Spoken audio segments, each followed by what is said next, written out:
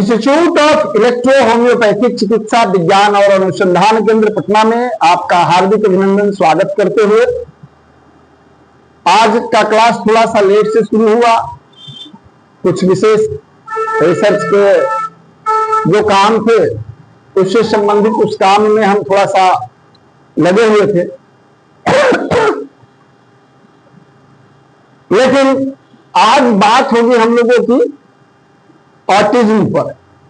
यही है ना सब्जेक्ट? क्या है ऑटिज्म? जो है ऑटिज्म की जो संख्या है अभी बढ़ रही है और उस ऑटिज्म की संख्या को लोग कहते हैं कि अभी बहुत सारे जगह पर जो है इसके लिए स्पेशल सेंटर वगैरह चल रहा है। हाँ, सेंटर वगैरह चल रहा है। तो इसमें इलेक्ट्रो होम्योपैथी की ट्रीटमेंट क्या हो सकती है? सबसे तो पहले जानते हैं कि ऑटिज्म है क्या, किसको अक्सर होता है और ये होती कैसे। बहुत सारे लोग ऑटिज्म को क्या मान लेते हैं? पागलपन। बीमारी तो है ही, पागलपन मान लेते हैं। वह मेंटली डिस्टर्ब है, वह पागल नहीं है।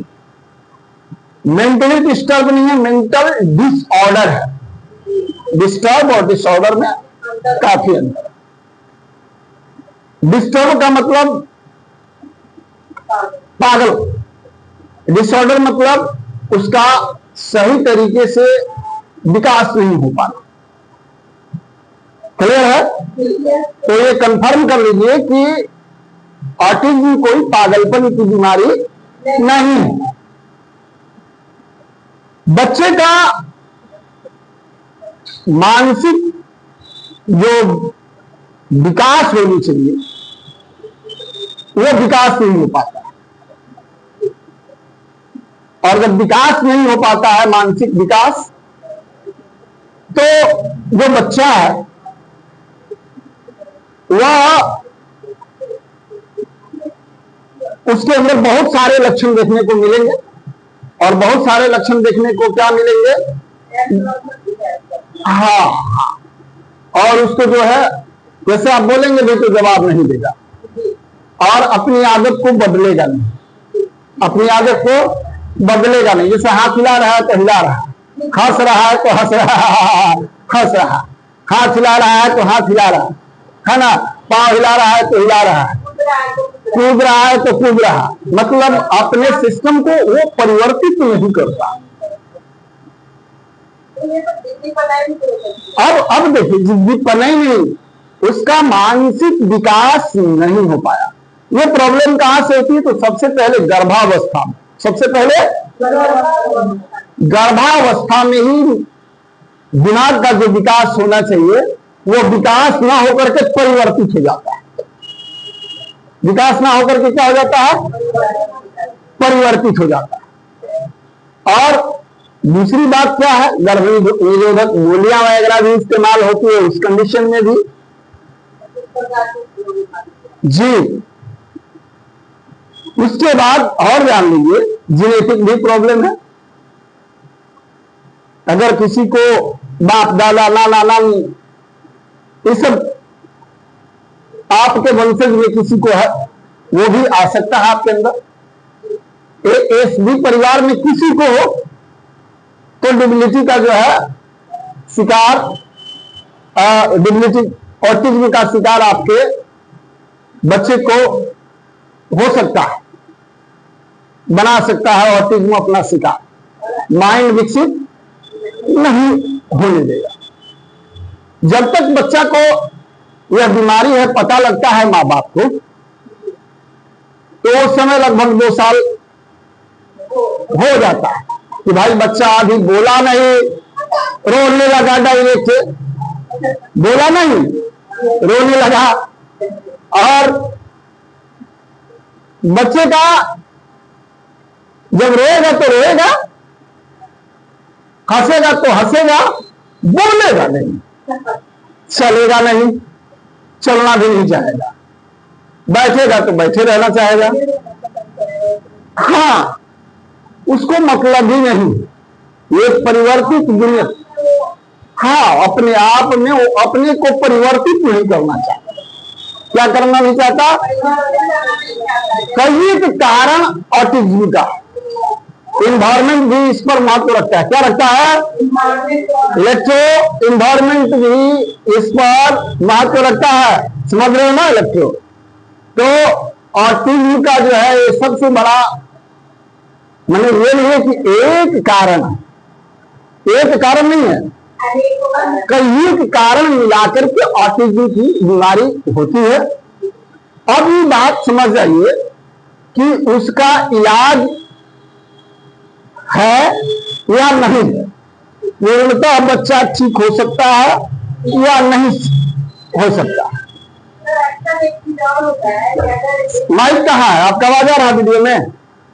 बोल रही है तो माइक नहीं है आपके पास, आवाज कहाँ से आएगा? हाँ बोलिए। अगर एक माय बात से तो बच्चे दोनों को भी ये प्रॉब्लम हो जाती है, ऐसा नहीं है कि एक को ऐसा प्रॉब्लम।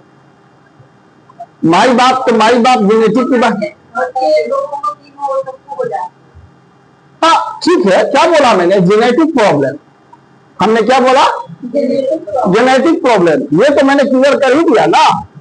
अब 2 हो 4 हो, किसी को नहीं हो, या एक पीढ़ी में ना हो दूसरे पीढ़ी में हो, बेटा के जो अपने घर में बेटा है उसके बेटा को ना हो सकता है कि बेटी के बेटा को हो जाए, उसके नाती को हो जाए। जेनेटिक का मतलब क्या है? वंशानुगत। क्या? वंशानुगत। जहां से आपका जीन आपका मन जो, हाँ, तो वो क्या करेगा? प्रभावित करेगा। क्या करेगा? क्लियर हो गया? अब इसका इलाज है या नहीं? ऐसा नहीं है कि इलाज नहीं है, हाँ, लेकिन पूर्णतः ठीक होने में किसी किसी को ऐसा नहीं होता है कि अचंभित कर देने वाली, पूर्णतः ठीक नहीं होता है। हाँ, ऑटिज्म के जो पेशेंट है वो सामान्य जीवन जी सकते हैं। उसके लिए अगर सही समय पर उनका इलाज किया जाए तो सबसे पहले क्या है? बिहेवियर्स जो होती है, बिहेवियर्स थेरेपी का जो है इस्तेमाल किया जाता है। कौन सा? इसका जो है इस्तेमाल किया जाता है। और बिहेवियर थेरेपी का इस्तेमाल करना अति आवश्यक है। उसके बाद अगर बोलता नहीं है तो वाक थेरेपी चलता है। कौन सा थेरेपी? अगर बोलता नहीं है तो वाक थेरेपी कराई जाती है। किसको? ऑटिज्म के बच्चों को। बिहेवियर की क्लास और वाक थेरेपी एकदम मस्ट है।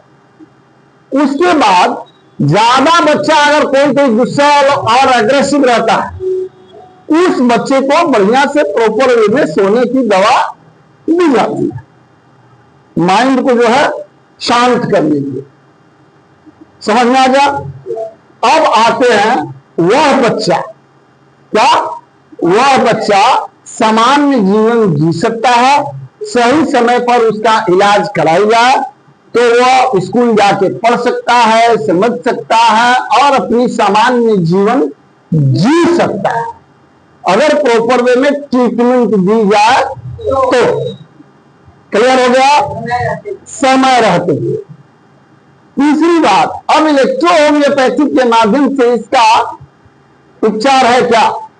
तो सपोर्टिंग के रूप में, क्या सपोर्टिंग के रूप में इलेक्ट्रो होम्योपैथिक में इसका उपचार किया जाता है मेडिसिन। क्या है? जी, किया जाता है। और उस मेडिसिन में सबसे पहला मेडिसिन कौन सा है? इलेक्ट्रो होम्योपैथ का। हम लोग का क्लास किस पर है? S1 क्या करता है? मस्तिष्क को जो है, मस्तिष्क पर उसका प्रभाव पड़ता है, लिंग शोधक है, पाचन तंत्र को जो है क्या करता है? मजबूत करता है, मेटाबॉलिज्म सिस्टम को ठीक ठाक करता है, और जिस अंग का प्रॉपर विकास नहीं हुआ है उसे पूर्णतः विकसित कर देता है। क्या करता है? अगर वहां किसी प्रकार की समस्या है तो उस समस्या के समाधान को करने के लिए वह कार्य करता है। और S1 का और काम समझिए, S1 किसी भी आदत को, जो बैड हैबिट है, उसको छुड़ाता है। बताया थे ना पहले। तो S1 इसलिए पहली मेडिसिन। कौन सी मेडिसिन? दूसरी मेडिसिन एस्टेल। जेनेटिक्स प्रॉब्लम है क्या? कौन सी प्रॉब्लम है? जेनेटिक प्रॉब्लम है। एस्टेल लगाएंगे। क्या करेगा एस्टेल? कि अगर मस्तिष्क पर जो है उसका विशेष प्रभाव होगा। क्या करेगा? विशेष प्रभाव होगा। और जिस तरीके से, जैसे क्या है S1 काम करता है, उसकी पुरानी कंडीशन में एस्टेल विशेष कार्य करेगा, क्रॉनिक डिजीज। तो ये आपका जेनेटिक डिजीज हो गया, तो क्रोनिक हुआ है। इस कंडीशन में एस्टेल देना अति अनिवार्य है। S1 के साथ प्लस ब्लड रेमेडीज की आवश्यकता पड़ी। वहां ब्लड क्या करना है? पहुंचाना है। वहां क्या है, अगर किसी प्रकार का रुकावट है मस्तिष्क में, तो क्या करना है? ब्लड को वहां पहुंचाना है, ताकि किसी प्रकार का सेल, टिश्यू, किसी भी प्रकार से वहां सही तरीके से काम नहीं कर रहे हैं, तो उस जगह को ठीक करने के लिए S1 रिंच क्लास लेकर के पहुंचा है। और उस जगह पर क्या करेगा? ये पहुंच करके अपना ब्लड भी सप्लाई करेगा। क्या करेगा? ब्लड को सप्लाई करेगा और प्रॉपर वे में ऑक्सीजन को पहुंचाने लगेगा। ठीक है? तो S1 S10 के बाद A3। अभी तो बताया, कहां दिमाग है? नहीं समझ में आ रहा क्या? S1 S10 A3। उसके बाद अब देखिए, अगर इन्फेक्टेड हो, क्या हो? अगर इन्फेक्टेड हो तो क्या करना है? C5। तो S1 S10 A3 C5, ये 4 मेडिसिन कंपल्सरी है, मुख्य रूप से डिग्निटी के पेशेंट को दिया जाता है। सकता नहीं है, जाता है। और यह लगातार मेडिसिन चलाने से 3 वर्षों तक, कितने दिन तक? तो इस तरीके से अगर पेशेंट को उम्र के हिसाब से मेडिसिन दिया जाएगा, तो क्या होगा? ऑटिज्म की समस्या सपोर्टिंग मेडिसिन के रूप में जब इलेक्ट्रो होम्योपैथिक दवा देते हैं, वॉक थेरेपी और बिहेवियर थेरेपी के साथ, तो बहुत जल्दी बच्चा रिकवर करता। हो सकता है कि पूर्णतः ठीक हो जाए, क्योंकि हमारी जो इलेक्ट्रो होम्योपैथिक पद्धति है ब्लड एंड सिरिंज पर आधारित है। और जो भी शरीर में बीमारी होती है वह ब्लड और लिम्स पर दूषित होने से होता है, और उसी को क्या करता है? यह प्यूरिफाई कर देता है। क्लियर है? अब देखिए, बच्चा अगर बहुत सुस्त है, बच्चा बहुत सुस्त है, वह जो है उस कंडीशन में बहुत वीक है, उस कंडीशन में अगर आप चाहें तो RE का प्रयोग कर सकते हैं। लेकिन बच्चा एग्रेसिव हो तो उस कंडीशन में उसका प्रयोग नहीं करेंगे। WE का प्रयोग वर्जित है, WE का प्रयोग नहीं कर सकते। इलेक्ट्रिसिटी में YE का प्रयोग नहीं कर सकते। नर्वस सिस्टम को ठीक ठाक करने के लिए, माइंड को शांत करने के लिए एक्सटर्नल BE का प्रयोग 1 से 2 गुण मस्तिष्क पर कर सकते हैं। लेकिन आवश्यकता के अनुसार इलेक्ट्रिसिटी का प्रयोग तभी किया जाता है जब आपको नकारात्मक और सकारात्मक का ज्ञान हो। अगर नकारात्मक सकारात्मक का ज्ञान नहीं है तो इलेक्ट्रिसिटी का प्रयोग नहीं करना है। सिर्फ S1, S10, A3 और C5 का प्रयोग करिए। और लगातार 36 महीने का यह डोज है। वॉक थेरेपी और बिहेवियर थेरेपी जो मुख्य रूप से इसका ट्रीटमेंट है, इस ट्रीटमेंट को कराने के साथ साथ इस औषधि का प्रयोग करिए, आशातीत लाभ होगा। बच्चा धीरे धीरे स्वस्थ हो जाएगा। तो ये रहा आपको आज ऑटिज्म से संबंधित बीमारियों के लक्षण और इसका इलेक्ट्रो होम्योपैथिक इलाज। आप स्वस्थ रहे, मस्त रहे। और हमारे अगर फेसबुक यूट्यूब चैनल पर आप देख रहे होंगे इस वीडियो को, तो अधिक से अधिक इसे शेयर करें, ताकि जो लोग खास करके इस बीमारी से ग्रसित हैं, जिनके घर में बच्चे या जो लोग, तो उन लोगों को इसका लाभ मिल सके। फिर मिलते हैं अगले क्लास में, तब तक के लिए दीजिए हमें इजाजत। जय हिंद, जय भारत। धन्यवाद।